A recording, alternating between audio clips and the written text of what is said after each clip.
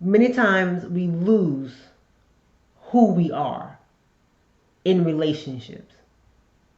Many times we lose our independence in relationships. We become who that person wants us to be. We depend solely on them. And this is someone that's not our husband, someone that God has not intended for us to be with, but yet we've given them our independence, we've given them ourselves, who we really are. I remember in relationships, I didn't really have an identity. My identity was whoever I was with. What's your favorite color? What's your favorite food? Whatever their favorite food is, whatever their favorite color is, it reminds me of Coming to America. When she was like, he said, jump up and down. Ooh, ooh, ooh. What's your favorite color? Whatever your favorite color. What's your favorite food? Whatever your favorite food. That was a Marshall. Because I didn't know who I was. And because I wanted so badly to make sure that this person doesn't leave me. I wanted to make sure I had their approval. I wanted to make sure I did what I was supposed to do so they can like me to keep me. Unconsciously, this is the spirit I was operating in and didn't know it at the time. I had no clue. But then after all of that, and God has healed me, He taught me how to fall in love with me again. Fall in love with yourself again. When you don't know how to do that, you will settle for anything and you won't know what love is. When God teaches you what love is, you know what it's not. It's just like those who go into the job of dealing with money, whether you're a banker in the government, they teach you the real thing. Mm-hmm. And the reason for that is that when you know the real, there's so many fake things out there, so they're not going to teach you all the fake things because then they're gonna miss something. Right. When they teach you the real thing, and they show you exactly how that dollar is supposed to be created, detail from edge to edge, the colors, the numbers, the lettering, the font, every little thing, the man circle, the human head, every little thing on that dollar, they teach you. Because if you know and can identify the real, you will know the counterfeits just like that. Absolutely. So God teaches you the real love, not the man-made love, not society love, not conditional love. He teaches you the unconditional love for yourself through Him. So when something comes along and it doesn't look like the real love that God created, it teaches you how to just say no and walk away. Instead of being deceived into thinking this is what love is. So God has to teach you how to love you again, teach you what love is. He is love, we know that. But what is it really? You can't give something you don't have. So first you want to rediscover who you are. When you do that, you're trying new things. You're trying to figure out what you do like, what you don't like. What's your dislikes? And in order to do that, you have to get outside your comfort zone. I've always been this way. This is just who I am. No, it's probably who you created you to be. It's not the real you. It's in there, but it's hidden behind so many layers of deceit, lies, scars, hurt, pain, molestation, pornography, all these things we've been talking about is hidden. But then when God heals you, it starts coming off bit by bit, peel by peel, step by step. And it's uncomfortable. And it's supposed to be because you're not used to operating in the original you. I know because that was me. Pray and ask God for this. Ask God, God, who am I? It's okay. Even if you thought for years you know who you are, you'd be surprised if you asked that question what he would reveal to you. I didn't know for many years. I thought, I was being Marshall, and God was like, no, you've been a counterfeit. And I want to use the real you. Ask God, who am I? Or am I walking in this person that I've created? When you do that, you will discover your purpose. You will discover your passions. You will not seek approval from man because God has already given you the green light. You don't need approval when God is telling you to do something. Religion has taught us we got to get approval. I got to have a covering. I got to be in agreement. When God teaches you and God tells you, you obey, that's your agreement. That's your approval. That's your cosign. That's all you need. And then man will see that and glorify God. Because when you go to man first and they say yeah or no, it's not glorifying God, it's glorifying them. Don't give that kind of power to somebody else when God is telling you to do something. Do for yourself and stop depending on others to do for you what you won't do for yourself. People will invest in your dreams, in your passion, when they have seen you invest in your dreams and your passion. No one is going to come and say, hey, let me help you do something that you are not willing to do yourself.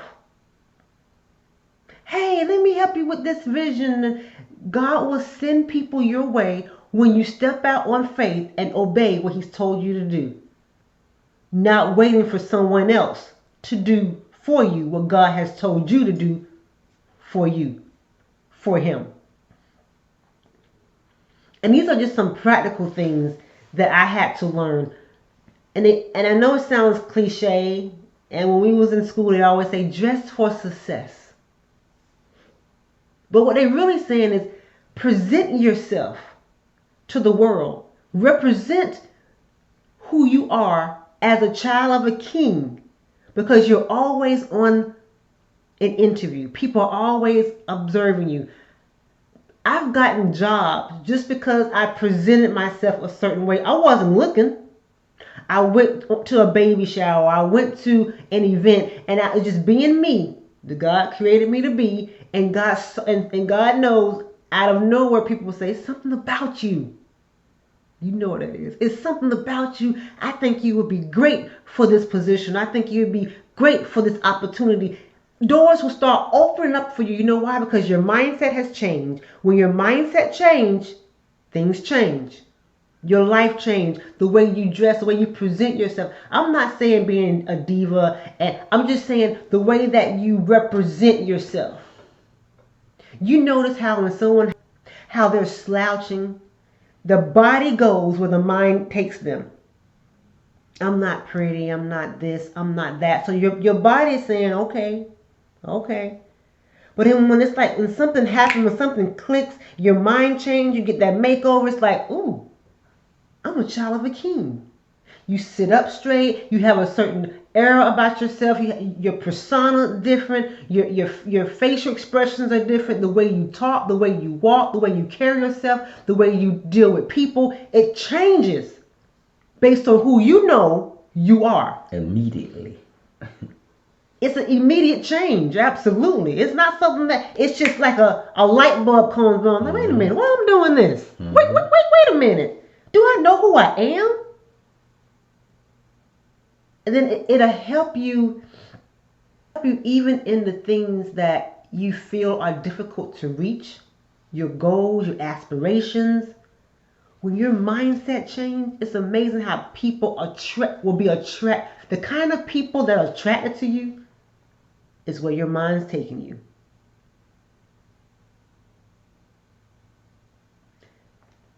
Regaining your independence. Seek to have your own. Who say you can't? Who say that you have to go from, and there's nothing wrong with that. But I remember when I was in at my mom's house and I wanted my own home. And many people say, girl, you need to have an apartment. Get an apartment first. That's how you do it. In order. You leave your parents' house, get an apartment, and then work at getting a house. I skipped the middle part. Nothing's wrong with the middle part. But if there's an opportunity for you to skip that part, don't be afraid and don't allow fear and people to tell you, no, you got to do it like this. Mm-hmm. No, I don't. I can go from my mama house to a house. My house. Absolutely. Ownership. It's okay to pay yourself. Mm-hmm. Ownership. We're going to be talking about that later on in the Take Charge of Your Finances module. But ownership is the type of preparation for what God has for you. So don't be afraid to skip steps if God tells you to skip it. Now, that's only if God is God telling you to skip it. Right. You see, everything goes back to being a virtuous woman. Everything is going back to obeying your father. Marshall, go straight to a house. And opportunities came. That's what I'm saying. Open doors came for me. I didn't have to pay for, a huge closing cost. I think my closing cost maybe was like $20-something because I was able to go to a program that was presented to me. Again, somebody I was talking to who knew I was, in the process of moving. Girl, I know something you'll probably be interested in. Awesome program I got into. Went to these classes. Invested in ownership. And that brought independence for me as well because I was able to, get my own house. Mm. And when I'm paying on the mortgage, I'm paying toward the house, equity in the house, and not just giving my money to a landlord. So if that's what God is telling you to do, don't be afraid. Don't allow fear to stop you. And don't hear people say, girl, you don't need a house right now. Just settle for an apartment. You better listen to God. What did God tell you to do? Because if he tells you to do it, he's going to give you the provision to do what he told you to do. Mm-hmm. Keep a journal. That is one of my key components that I use from day one of giving my heart to Christ. I kept one. I wrote everything down. My successes, my failures, my doubts, my fears. I put it on paper. Because it helped me increase my faith when I went back and saw something that I prayed for and now God manifested. Or I went back and I asked God for, I need strength in this area, and then God gives me that strength. When there's a fear issue and God has given me a situation where I wasn't fearful, these are things that I was able to see tangibly. My accomplishments, how God has answered my prayers. I strongly recommend keeping a journal and writing it down. Many people have written books about their life because they've put in journals together. And they've taken these information even when people are dead and gone because of the things that they have written down. If things wasn't written down in the biblical world, we wouldn't know what Jesus said. Absolutely. Yep. So it's very important to write things down. And then you can go back into it and say, wow, God, you did that. Because sometimes as life goes on, we forget. Even pertaining to this course, I had no idea. I had wrote this stuff down 10 years ago. And I saw a journal and it was verbatim. A little here and there I had to remember, but it was like the topics were verbatim. I'm like, Jesus, really? And it teaches you how God speaks to you. Right. Like, God, you spoke to me 10 years ago to prepare me for 10 years later. That's powerful. That's very powerful. Another thing you want to do is have accountability. Now, let me explain this. Not any accountability. Because sometimes we think that, I have someone that I can talk to. Just because it's someone you can talk to is not someone you're supposed to be talking to. It needs to be God sent. And 9 times out of 10, it's about one person. It's not a whole group of people. It's not a whole crowd of people. It's not a clique. It's someone God has graced and anointed for such a time as you're going through right now. God initiating. God initiating. Identified the God initiating Exactly. process. God is divinely connecting you with someone. When in the biblical times, they were sent out by what? A lot of times by twos. Christ sent them out by twos. He sent them out by twos. Not 5, 10, 15, 20, 25, 30s. A whole big old group of people in cliques. Think about it. He sent them by twos.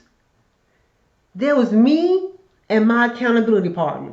In my process of singleness, there was two people, me and them. That was it.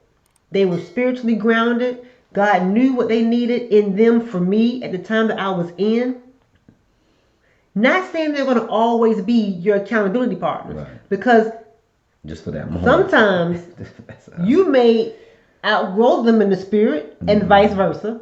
Sometimes life may hit them differently or hit you differently that'll cause you guys to be on a different level. But such a time as this, God divinely knew what I needed in this particular person.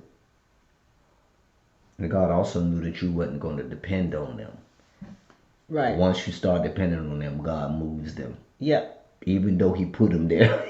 When they become your God, and you're going to them for everything, they should also be there for confirmation.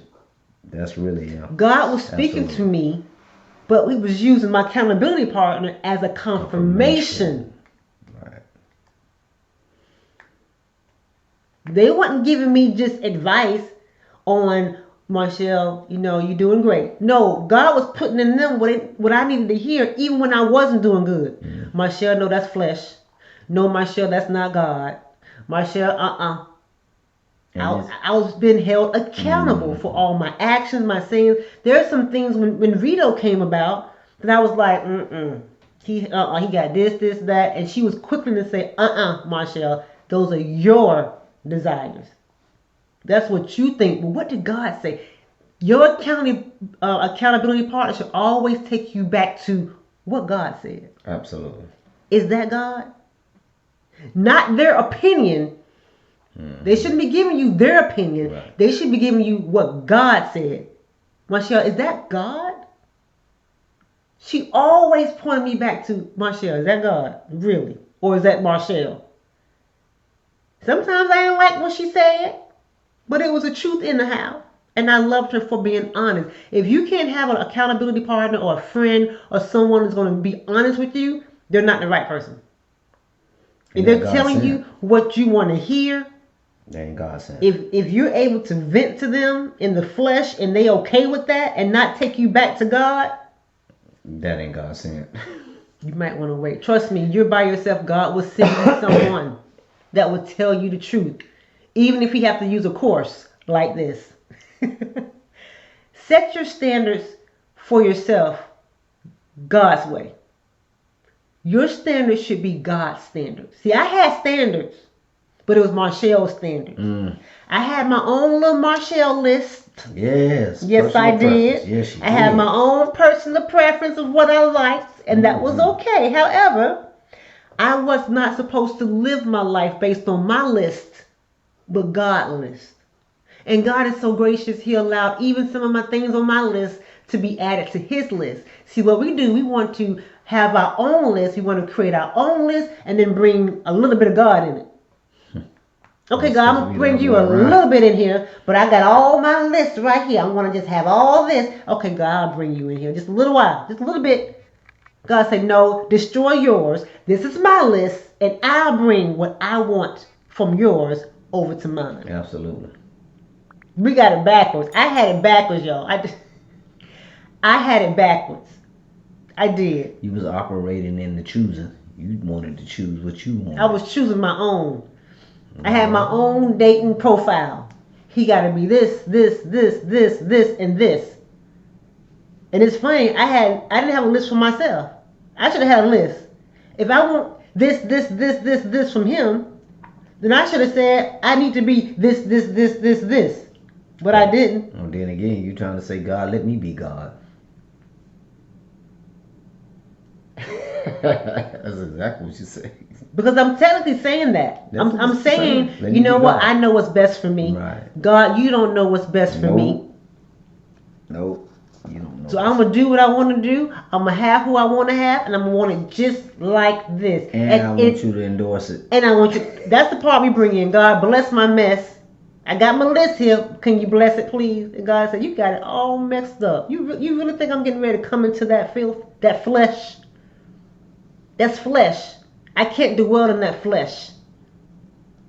Now, if you allow me to create your list, I will even be gracious and loving to bring some things I know that will still be pleasing to you as well. There's a balance. But sometimes we put things imbalanced. And that's, your standards should be whatever God's standards are for you in your life. Have a constant prayer life. Again, none of this matters if you don't have a relationship with God. None of this matters if you don't talk to Him and seek Him. Listen to Him. And that comes with a prayer life. Praying. I'm not saying you got to get on your knees and speak in tongues. I'm saying even as you're walking down the street on your job, God help me. God, I need you. We've made prayer so difficult. It has to be long and profound and eloquent. Sometimes you don't have those words. All you have is a God help me. Lord, I need you. God, I'm sorry. Direct me. What would you have for me to do? That's prayer. You're talking to God. And in that, be honest. We talked about this. Stop living a lie. And be honest with where you are, how you feel, what you're doing, how you're doing. If you don't know, say you don't know. If you're impatient and you're tired of waiting, say it. Just be honest to God. And if you're interested in one-on-one coaching session with Vito and me, go to theprocesslife.com and book your session today. We look forward to working with you.